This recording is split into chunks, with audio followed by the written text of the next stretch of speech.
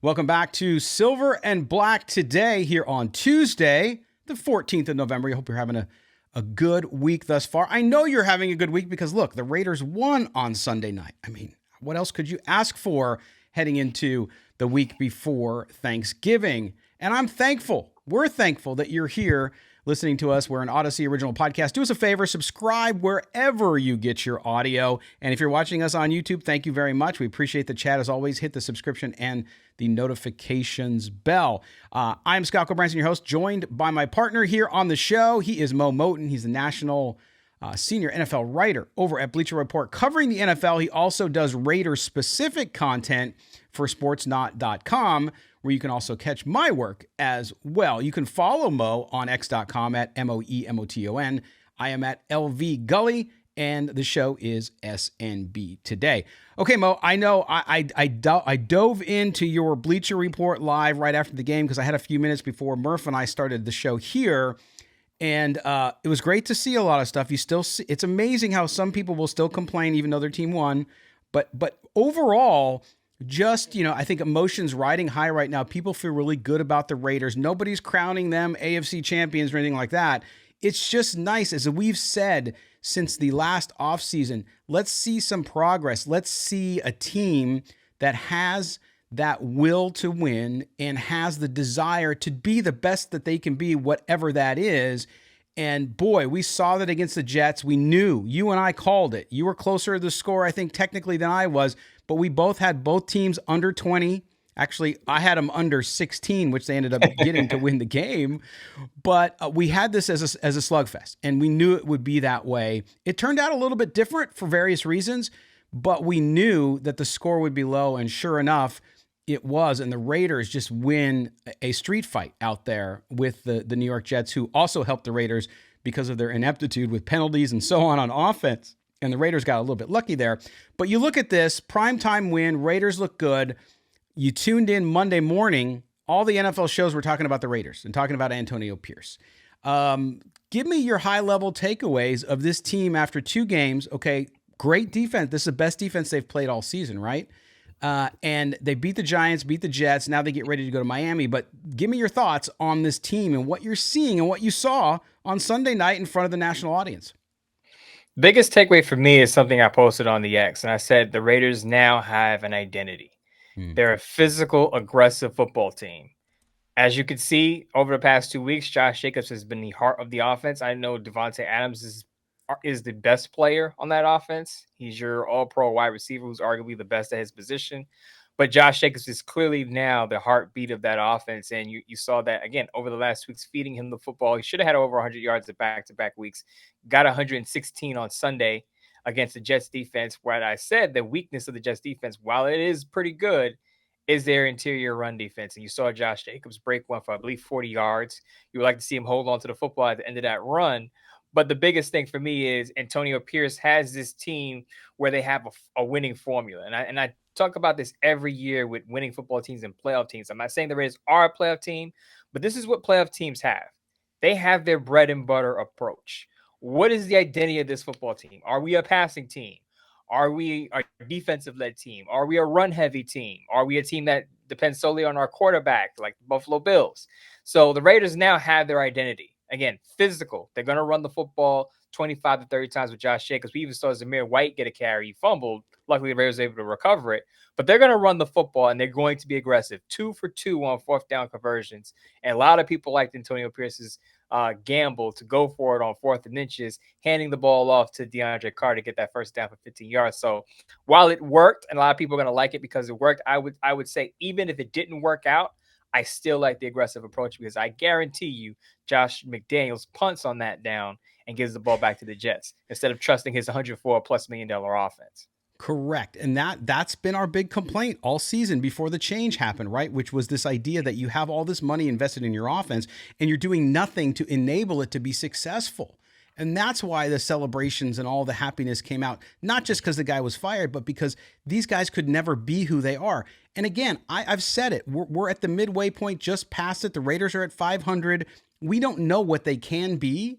We can make assumptions based on the roster like we've all done. You picked them to win 6 games. I think I picked them to win 7 games. And they're clearly on the cusp of doing better than that. And so I think your point about the identity, Mo, is a huge one, because even under John Gruden, yes, there were times when you felt the team had identity on offense a little bit, but that identity never was really kind of strong. It never really grabbed you by the you know what and shook you and said, whoa, I get who these guys are. So now under Antonio Pierce, a former player, of course, and that fiery attitude, that transparency that he's given, that genuine nature of his personality, it's struck a chord with this team. And again, I know everybody wants to jump ahead and say, well, he's going to be the full-time coach. We don't know that yet. It doesn't matter, though. As he said before, and I said this on the postgame show, it doesn't matter. You worry about now. It's a week-to-week league. You worry about what you're able to do now. And that's what he's got these guys focused on. And it doesn't matter. Winning, ugly, whatever you want to call it. On Sunday night, they have, I think, that identity out there because they were playing hard. Did they always win battles? No, but you never do in football games. You never win all of them, especially against a defense as good and as fast, by the way, as the Jets. That's why I was so impressed with Josh Jacobs in this game, because not only did he, I think, after halftime, and he said it after the game in the interview, he said, they weren't really running the plays that we had talked about and that were what I wanted to do. And I gave some feedback at halftime and they listened to me, and boing, look what happened in the second half, right? So that idea, it's not that you have players running the team and coaching the team, but there's a give and take, right, Mo? It doesn't matter what you do for a living. You're editors. If you got an idea for a story and you pitch a story and they say no, and you go back to them and you say, hey, yeah, but listen, here, this and that, and you come to an agreement on it and it works out for everybody, you develop a trust. And that's what Antonio Pierce has done with Josh Jacobs, who was not getting along with Josh McDaniels, clearly. And now you see what happens 2 weeks in a row. Great performance, has his best performance against the Jets. And not only that, but he continues to be the leader that we've seen him emerge to be. I think it's important to note, because they said it during the broadcast, I think it's Chris Collinsworth said that Antonio Pierce gives Josh Jacobs a sheet, and then Josh Jacobs gives him back the sheet of paper with 3 to 5 plays that he likes. Mm-hmm. Last week, it was said that the plays that Josh Jacobs wanted were included in the game plan, as was part of the reason why he had his breakout game. Now, as you said, he said during the post game that weren't really run the plays that he suggested this time, got his input at halftime, and lo and behold, it worked out. So while you're not allowing the players to run the show, I think it is important to get player input, because they know what's best for them, just like you know your body, right? When it comes to health, but you lean on the professionals for advice. It's a similar, not the same, but similar with players, where they know what's best for them. They know what suits their strengths. They're looking for the coaches for guidance, and they have the final say. But I think it helps to have the input of a player, because, again, they know their strengths and weaknesses. They know what they do well. And it's up to the coaches to not just hand the game plans over to the players, but to include some of what their suggestions are to get the best possible results. Right. And the other telling thing I saw, and it's, little things, from all the coverage, that this team is much more in sync and getting along better, and they're having fun, right? And they talked about it on the broadcast on Sunday night a lot. Oh, these guys are having fun. They're finally having fun. Yeah, I get it. You want to have fun no matter what you do for a living. It doesn't matter if you're a professional. You still want to enjoy your work. So these guys are doing it. But there was another point when Jacobs was asked after the game about the big run, the 40-yard run he had, his longest of the season.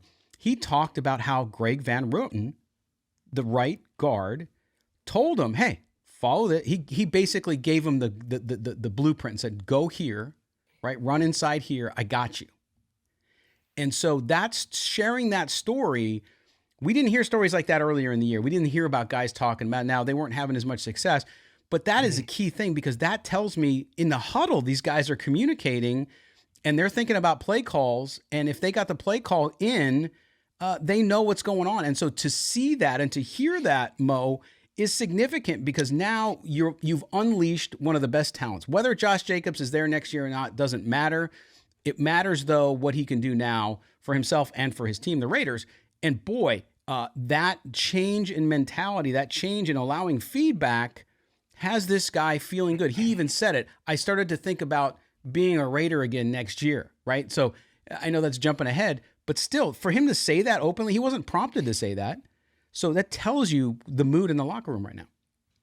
Yeah, it's definitely changed. And I think a lot of people are still looking at the Raiders like these goofballs are in here smoking cigars after every win. but I think it's symbolic of, like, as you said, the mood in the locker room, the change in the tenor, the mentality that they have. It is just exudes confidence right now. Even when the Raiders were down against the Jets, and now I know it was a slugfest, so the Jets weren't exactly pulling away. But if you remember, if you listen to Josh Jacobs in the post game, I believe he said, we just kept believing. No matter, even if we're down against a good defense, we know we're still in this football game. We're still within striking distance. You just build it brick by brick. I think Antonio Pierce phrased it. I think Jermaine Luminar got on the X and said the same thing. You just keep chopping away. You just keep chopping away at the win. Eventually, hopefully, if you're the Raiders, it works in your favor, and it has over the last 2 weeks. I know the Giants are a wasteland right now, arguably the worst team in the league. I would say they are the worst team in the league. But again, this was a Jets defense that was playing pretty well. We all know what Zach Wilson is, but the Jets have wins against the Eagles and the Buffalo Bills. They do have quality wins on their resume. And they had a chance to win it at the end of the game, and Robert Spillane comes up with a big play, and then the Jets get the ball back, and the Raiders get another set of stops. So defense, offense, special teams all had a hand in this win. And again, it permeated through the locker room to have that confidence.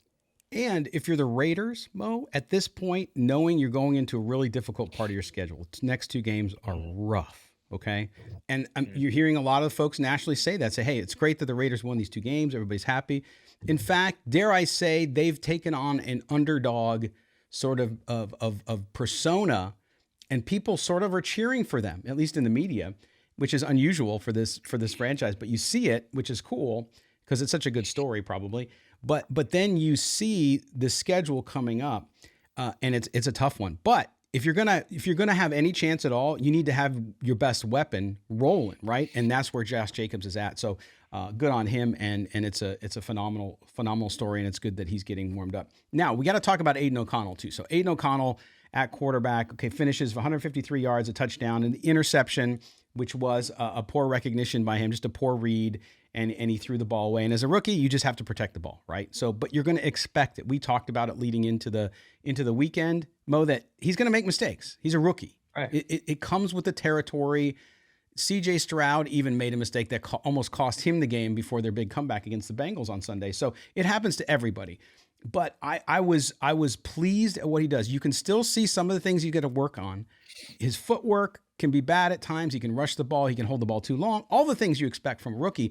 But none of them are, I think, career killing. None of them are not fixable, which is important when you saw some of the other things like Mac Jones in New England playing in Germany.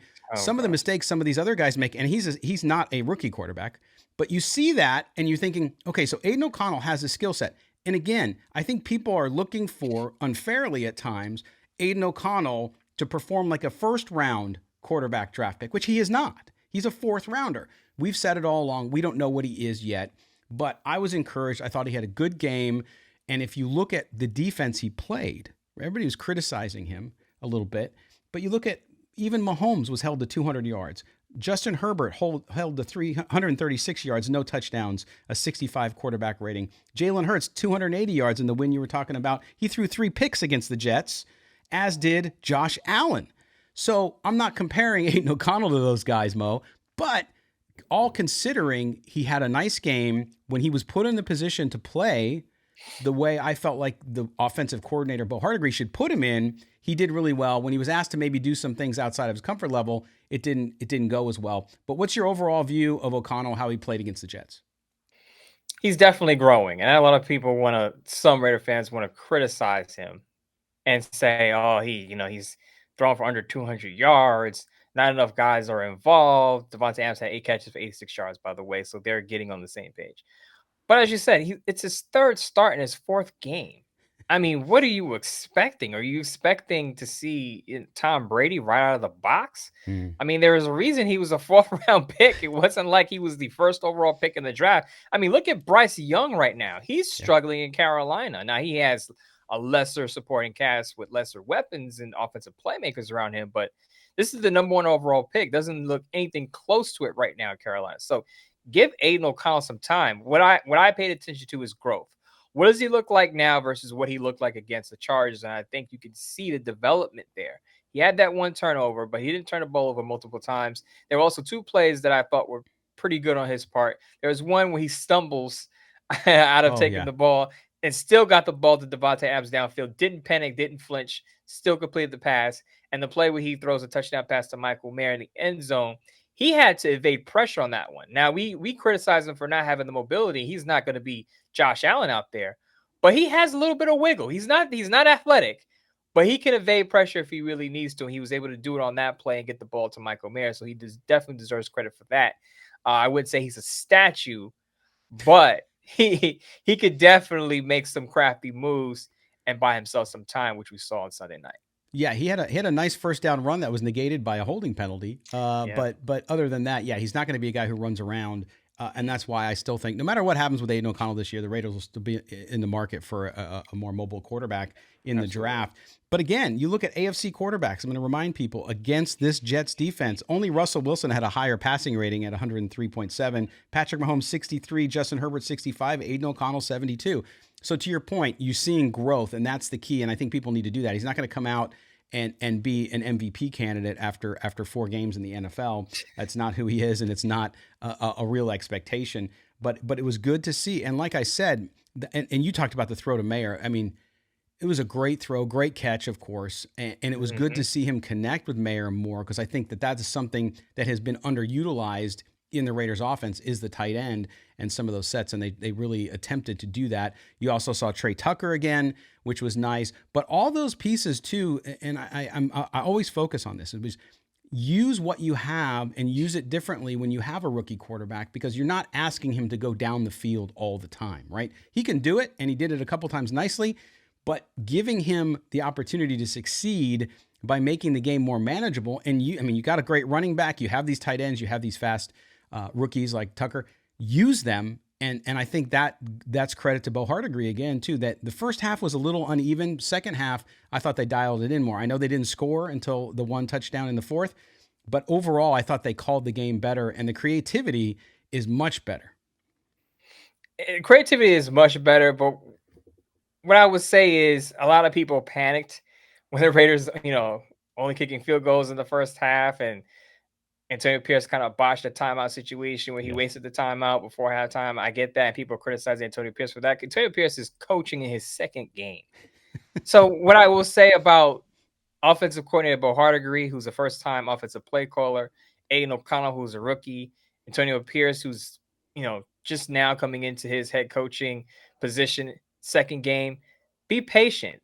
All of these guys are going to make mistakes. It's not going to look smooth probably until the end of the season. And even then, it may not look as smooth because all of these guys are filling in new positions, things they haven't done before. Aiden O'Connell has getting up to NFL speed. Antonio Pierce understanding what it is to be a head coach and how to use his timeouts and clock management. Bo Hardegree learning his personnel, how to call plays, the flow of the game, how to set up plays later in the game. So those things will eventually come, you hope, but you have to expect the growing pains and the hiccups early. So I would say for fans who are very critical, understand what the Raiders have. It's a lot of new, and I don't know, a lot of people want to compare it to the Rich Bisaccia years, but I think I said this on the last show. Rich Bisaccia, it was a different situation because he had a veteran quarterback. He had Greg Olson on his staff, who's a experienced play caller. And Rich Bisaccia himself has been around the league for decades. He was familiar with Gruden from, I believe, their Tampa Bay days. So yes, way back. You have not a new coaching staff, but you have a very inexperienced coaching staff in key positions. You have an inexperienced quarterback. So, of course, they're going to lean a lot on Josh Jacobs. So while I don't expect any 300-yard games for Aiden O'Connell this year, maybe he gets 1 or 2, who knows? But it's going to be a Josh Jacobs type of second half season for the Raiders. And as long as Josh Jacobs goes, the Raiders go with him. And I think that's why they're leaning into their physical identity, because of the experience of Aiden O'Connell in the center. And I agree. I think this team, and again, I think it was last week when I said, hey, Raiders playoffs or something. I just said it in passing. They're like, what are you crazy? And of course, they're sending me the Jim Mora playoffs. Yes. And I'm not saying they're going to make the playoffs, but they're in the conversation, which shows the progress they've made in 2 games. It's a long road to go. But if a team like the Raiders, in my view, Mo, have a chance and can buck stats and expectations, they got to do guerrilla warfare, right? They have to be this physical, knock down, drag it out team. And you might win games, quote unquote, ugly. That's what some of these teams do. And with the AFC, especially for that 7 seed, it is bunched up right now. You look at the AFC North, you look at what's going on there. Pittsburgh keeps winning. I don't know how, but they do. So you look at that situation, and they're going to have to be in a bare knuckle brawl the rest of the season. Every game to me is going to be like this. Now there might be more points scored and so on. You might play defenses that aren't as good, but you're going to play offenses that are. It's just going to be this way, and we'll see what ends up happening. But it's certainly more exciting. People have hope, which is something that they didn't have 4 or 5 weeks ago. And I think that's palpable, not only for the players, but for the fans overall as well. Mo, last word before we hit the break. Do you remember when people were criticizing Josh Jacobs and saying, "Oh, is he dogging it? Is he not playing hard?" His last 2 games, his best 2 games of the season. What has changed between the first? I'm sorry, but what has changed between the first 8 games and the last 2? You tell me, and you Right. wonder why. And I think coaching matters, Scott. Coaching matters. And the other thing is how his contract situation was handled. We don't know the details. Even if the Raiders still were right not to give him a long-term contract, how it was handled matters. And now what we know about other situations, I'm pretty sure it wasn't handled well. So that pops into the equation too, and he feels better, I'm sure, having to deal with Champ Kelly versus the other guys. All right, we're going to take a quick break. When we come back, we roll on with Silver and Black today here on this Tuesday. Mo and Scott, don't go anywhere. We're coming right back. Welcome back. It's Silver and Black today, an Odyssey original podcast covering your 5-5 Las Vegas Raiders. Yes, 500 right now. The Raiders sit in the 11th spot in the AFC playoff race. They got to get to 7 if they want to make it in. Okay, but it's bunched up. It's only 2 games. It's 2 games. You never know. Injuries are the great equalizer, and you don't know what's going to happen above where the Raiders are. All they can do is continue to play hard and continue to try to win football games, which they'll have to try to do against Miami. We'll talk about that in the final segment.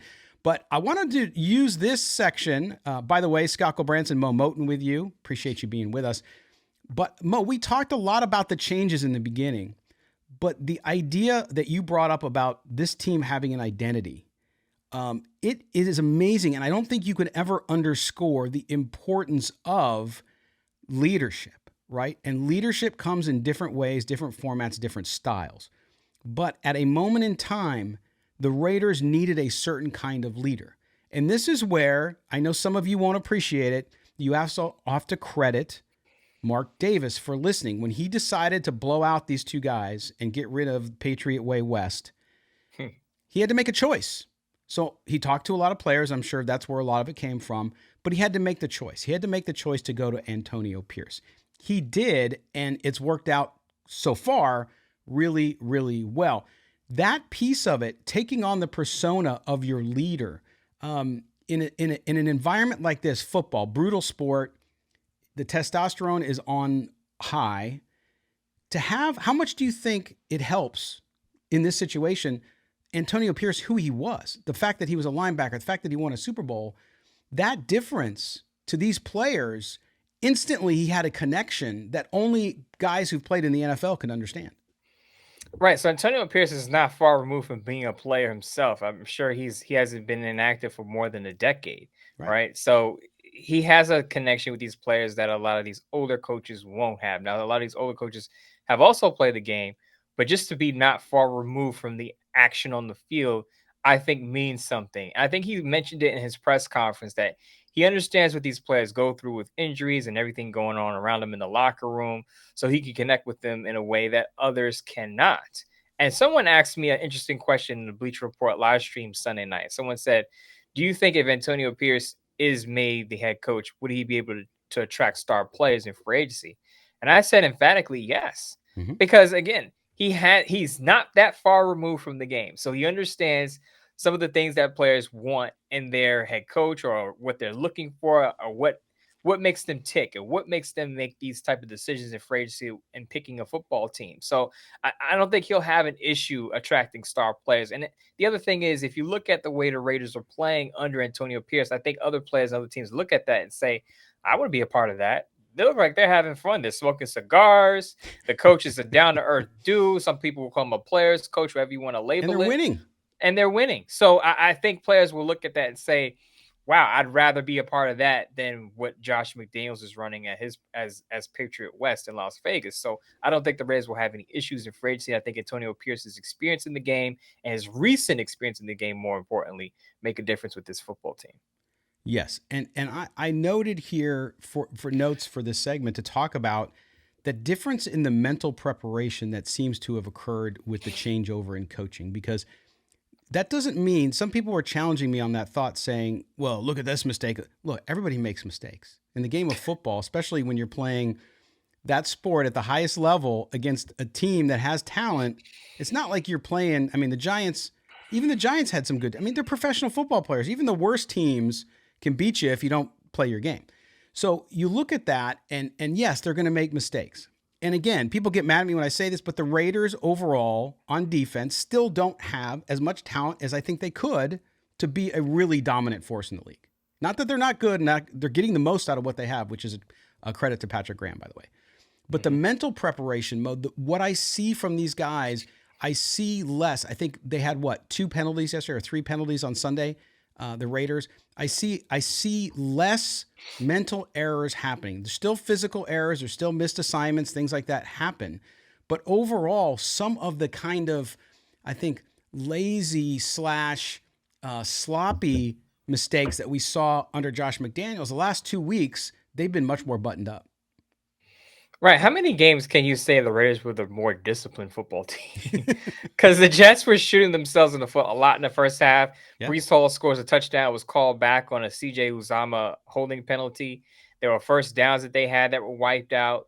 So the Raiders, in comparison, were the more disciplined football team. But more importantly, I think under Antonio Pierce, which I don't think a lot of people expect, because when you play a physical, aggressive style, people often associate that with being reckless.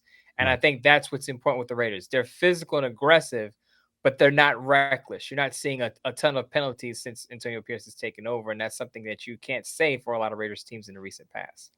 Right. And just remarkable what we're seeing too on the defense. That's what I want to talk about as well is, and I said it last night, and I know a lot of people said the same thing I've been noticing, which is when we talked about Robert Spillane, we said, okay, whatever. Wasn't impressed, slow, so on.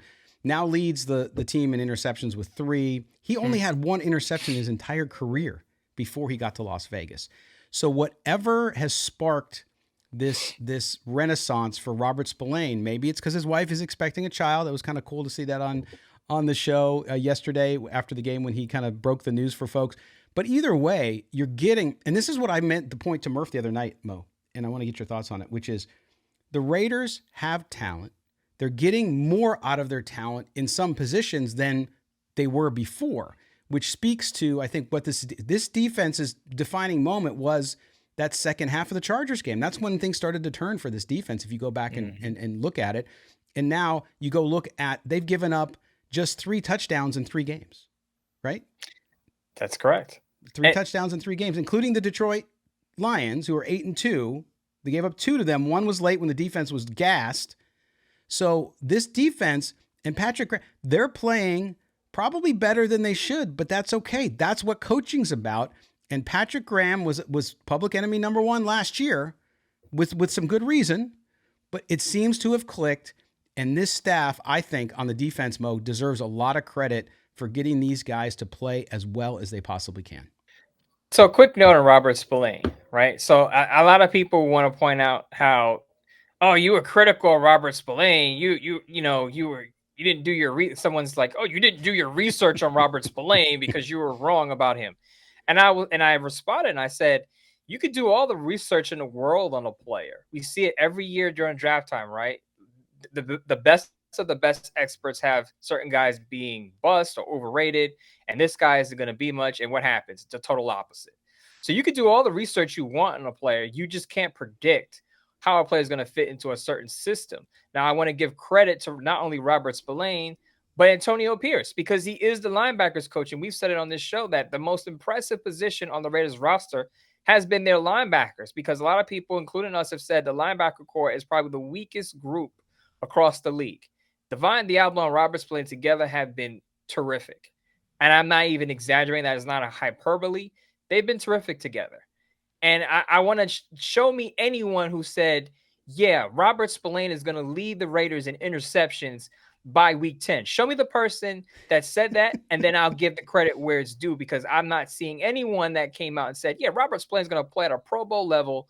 Divine Diablo, those two guys together are going to be the heartbeat of that defense outside of Max Crosby. So, again, I give credit where it's due. I'll stand up and say I was wrong about Robert Spillane. I always said he was a good run defender. My issue with Robert Spillane was, can he cover? And I had issues with that after watching him with the Steelers. And if you've done your research, you would have saw that he did have issues in coverage in Pittsburgh. But apparently, under Antonio Pierce and the Raiders coaching staff, they're getting a lot more out of him than the Steelers coaching staff got out of him. So I think kudos should go to not only Robert Spillane, but that Raiders coaching staff for building him up and helping him get that production. Absolutely. And there is concern. We saw Amik Robertson go out with the injury. He got knocked out basically on the sideline. Don't have an update on him, but we'll get one midweek tomorrow and see where he's at. So they're getting thin at cornerback. I will say Tyler Hall came in and did a pretty good job in relief and in emergency relief, but they're thin. So I would expect the Raiders, today is the day that they bring in visits. I would expect the Raiders, I forgot I have to look who's on the practice squad, but they might need to go sign a couple guys if Robertson's out. Jacorian Bennett continues to struggle, Mo. And I know I noticed it against the Jets as well, which is obviously not a high flying offensive team. But there's some questions there. He's a rookie too, right? I mean, I think he's got the talent to play in the league. He's just got to get better. And unfortunately, they don't have bodies. If they had bodies, he might not be seeing as much time. Obviously, he came in yesterday or Sunday in emergency role there with the injury. So you look at that, and this team still needs, I think, some buys. This is where Champ Kelly in this interim role as GM, we'll see what he can do to see who off the street might be able to help this team, at least give it some stopgap and some depth while they wait on these injuries. It was interesting because people, when I said Champ Kelly has a chance to keep his job in an audition, people were like, what do you mean? The trade deadline is over. What can he do?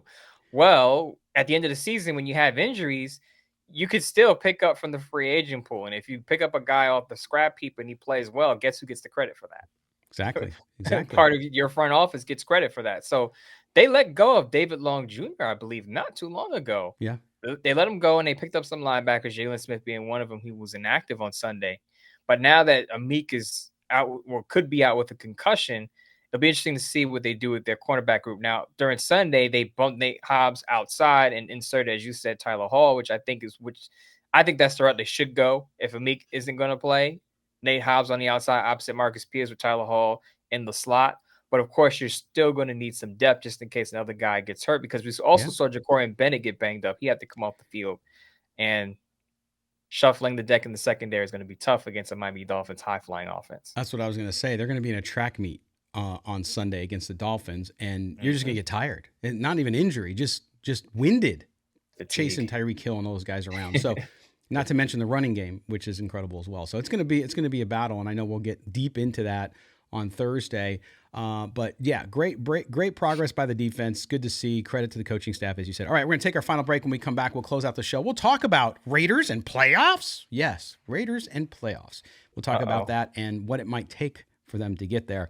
We'll do that here on Silver and Black today. An Odyssey Original Podcast, Mo and Scott. We're coming right back. Hey, everybody. It is back. We're back. Silver and Black today. Home stretch here. Final segment of this Tuesday edition. Thank you guys for being with us. Hope you're enjoying your Victory Tuesday. Yes, carry it all the way through until Sunday when they got to face the Dolphins. So you never know what's going to happen. But we are back, and I say we, Moe Moton, who is my broadcast partner here. He's also senior writer, NFL style, over at Bleacher Report. Also the Sports Not Raiders columnist. You can catch his work in both spots. He also does some great pregame, postgame on Bleacher Report Live on their app, so you can go in there and harass him about food or anything else you want, in addition to the Raiders. So check him out. Check him out on x.com, Moe Moton, Moemoton. I am at LV Gully in the same channel. Okay, Mo, playoffs. Like, you look at the Raiders, you wake up on Monday morning, and I'm watching NFL Network, and they're doing all the scenarios, and they're talking about how the AFC is just a logjam, right? Because NFC, But the AFC, you look at what's happening in the AFC North. The Bengals are in last place. You have the Steelers at 6-3. You have the Browns off a big victory. You have the Ravens. I mean, it could be those three teams. I mean, two of those teams could get you could have three teams from the AFC North in the playoffs. But the Raiders sit in the number 11 spot as of today, 2 games behind though. It's 11-7. You think, wow, that's a long way. It's only 2 games, and we see some teams struggling. We mentioned a couple weeks ago, as we mentioned last year too, you kind of start to see who teams are around Thanksgiving. So these next 2 weeks are going to be big for this playoff race and for the Raiders. My question is, when you look at the playoff landscape and the Raiders' opportunity, the schedule gets hard. What do the Raiders have to do to even be in the conversation over the course of the remaining schedule that they have? I think they have to steal one of these next 2 games against the Dolphins or the Chiefs. If you fall to 5-7, people say, "Up, see, the Raiders can only beat bad football teams. They're not a playoff caliber squad. It was only going to happen. It's only going to be a matter of time. They fall apart against the better competition."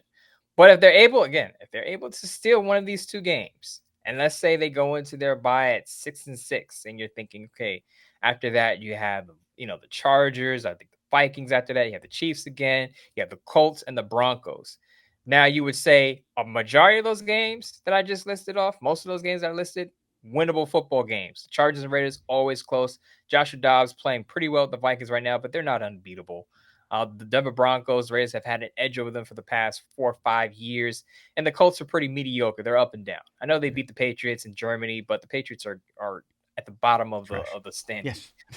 So a lot of people are beating the Patriots right now. So I think with the Raiders, if they win the winnable games, it's weird saying, but they win the winnable games and steal at least one from the Chiefs and or the Dolphins, they got a shot. But in my opinion, they have to win 9 to even be in the conversation, because most years, unless you're in a bad division, you have to win 9 games to be in the race. So they're at 5-5 right now, and I think Chargers, Vikings, Colts, Broncos, winnable. You steal one, all of a sudden, could be 9 or 10 wins. Maybe I'm getting a little bit ahead of myself, but I would say it's week-to-week league. You said it in the first segment.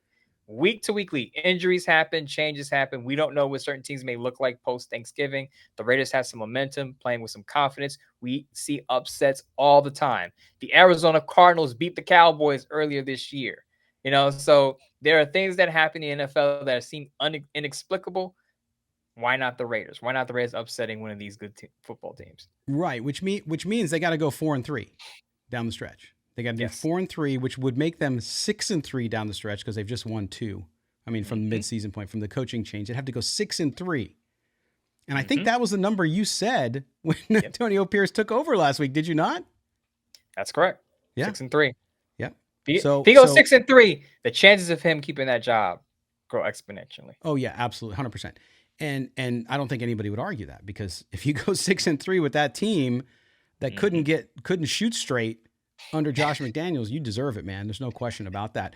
But it's interesting too, because even 9 wins in the AFC, especially when you start getting down to tiebreakers and all that kind of stuff, 9 wins still, there might be 2 9-win teams that don't get in the playoffs on the AFC side. So, but they can't worry about that. All they can do is try to win football games.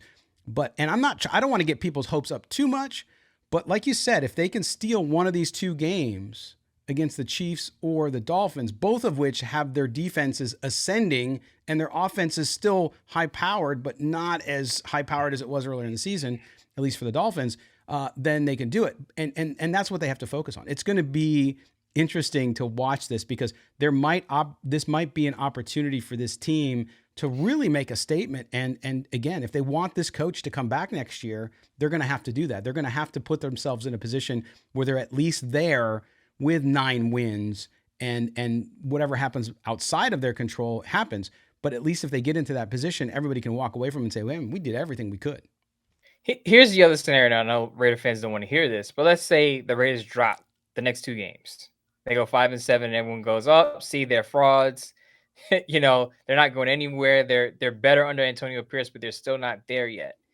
Then they have to go basically 4-1 to be in the conversation. I would even say going 4-1 to finish the season isn't even out of the question, simply because of the teams that I listed that are going to be on the schedule: Vikings, Colts, Broncos, Chargers, and they'll have a bye week to kind of regroup. So even if they drop those 2 games, you have a week 13 bye to kind of reset things, make some changes, make some tweaks, and get back out there and go on a run, because we've seen it. We've seen it happen before, where teams at the end of the season, December, January, they have to win out, or they have to win most of the games to get into the playoffs, and it works out. I'm not saying it will happen, but what I will say is that the Raiders' playoff hopes are alive and well right now.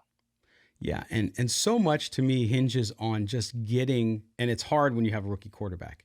Yeah. Getting that consistency on offense, because to your point about playing the Chargers put up 38 points against the Detroit Lions, but they can't play defense. By the way, that game, no sacks in that game for either team. Pretty crazy. But so again, to your point about being in games, but if you're going to beat them, and now the Raiders have played them well on defense too, though. But if you're going to beat them, you're going to have to put some points on the board. So you want to see this offense start to progress. We knew the game, the Jets game was going to be the Jets game. So I'm interested to see what they do against Miami, which has a good defense as well. And then, of course, Kansas City.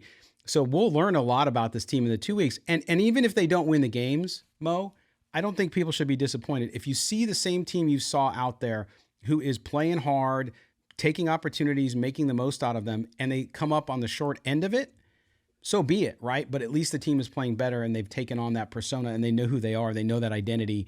And I think this team is always going to punch you in the mouth now on offense and defense.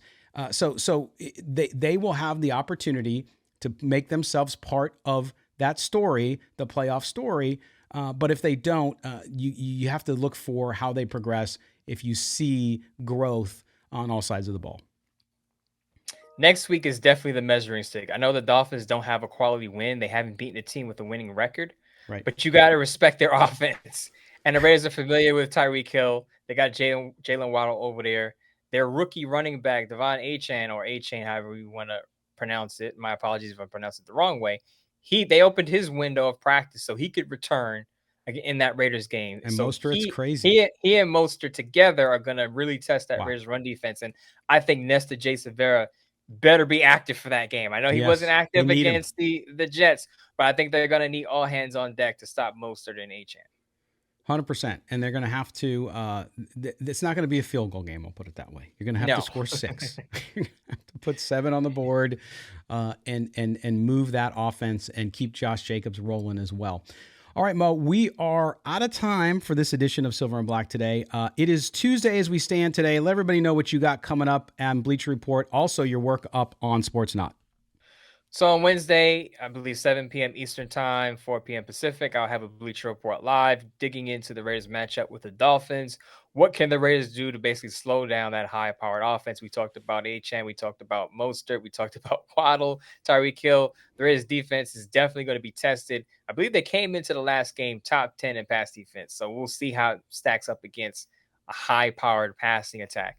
The other thing, I have a Sports Not column coming up. I'll leave that TBD. I like to surprise readers in my audience with what's coming up. I don't like to tip my hand. I like to just have it pop up Thursday morning and people go, okay, I got a good. I got right good about today. I got good feedback from my Antonio Pierce, his pathway to a head coaching job, how I drew the parallels to John Madden, who was a defensive coordinator at San Diego State, Raiders linebackers coach, a head coach. A shout out to everyone who read that piece and enjoyed it. Yeah, absolutely. It was a good one. And I know you just check it out. Make sure you're up there. I actually have a piece up now on Josh Jacobs, on his brutality. I say brutality because he's running like a monster.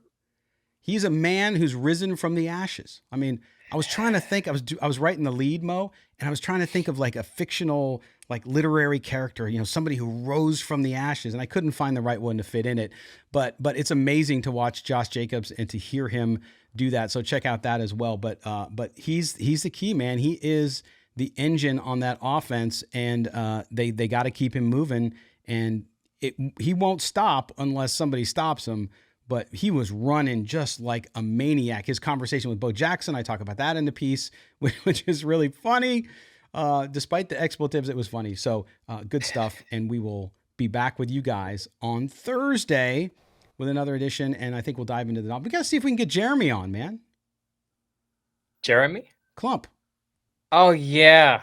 Jeremy is the Tua troll of all trolls. Yes. He's going to... One thing I can say about Jeremy, he's going to be completely honest. He's not going to get up here and say, Tua is the greatest football player that ever lived, and the Dolphins are going to put up 700 yards.